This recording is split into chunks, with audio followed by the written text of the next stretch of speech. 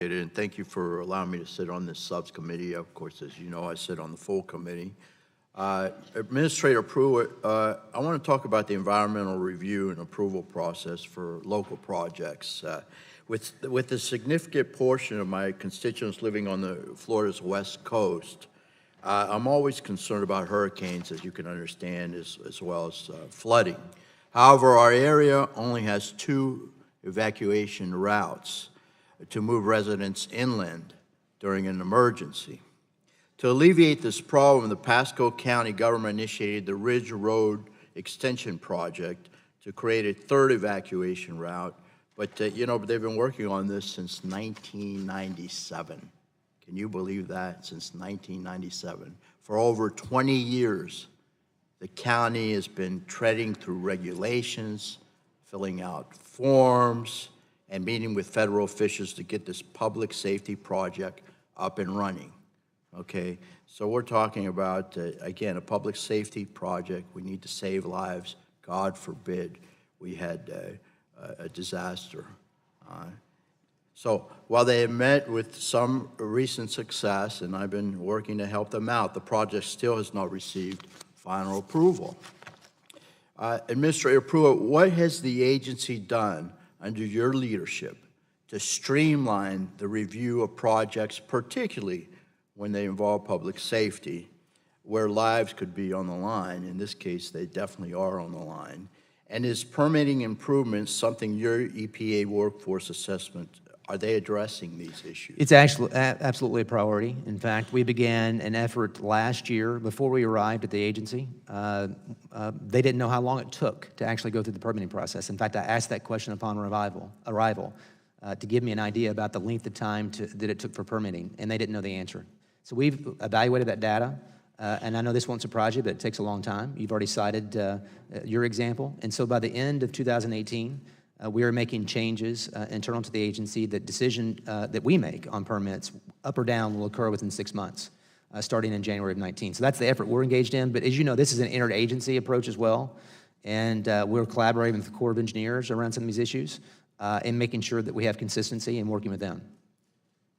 So you say within 6 months, beginning in 2019? At the end of this year, we'll have a plan in place to execute upon as we begin January of 19. Okay. On the same point, the president released an infrastructure plan, of course, as you know, which included sections on permitting improvement. One of the proposals is a one agency, one decision. Is that what you're referring to? Environmental review structure. Another is allowing for localities to complete a single environmental review document for a project. Are these things that you could support? I do support, and I think these are great recommendations that have been made as part of the infrastructure package the President has made, and something I hope Congress adopts.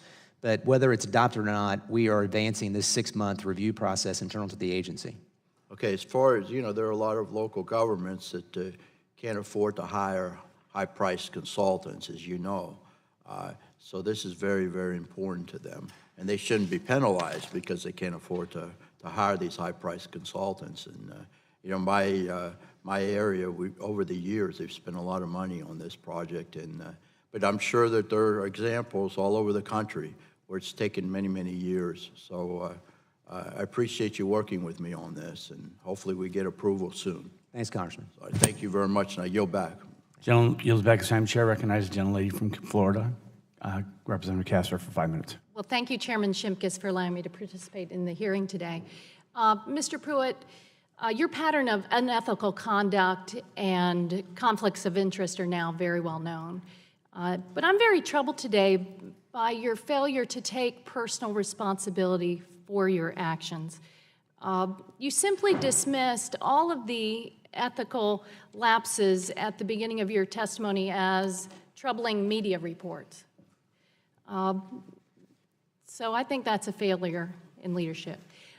But the point I want to make today is that those costs, your wasteful spending, those costs pale in comparison to the damage you are doing to the health of American families and the assault on our clean air and clean water protections, our protections against dangerous chemicals and pesticides. Mr. Pallone highlighted the issue of the dangerous paint stripper methylene chloride at the beginning that is known to have caused over 50 deaths, and yet the EPA under your administration now has, you say, we're stalled, we don't have a final decision, but in essence, you've turned a blind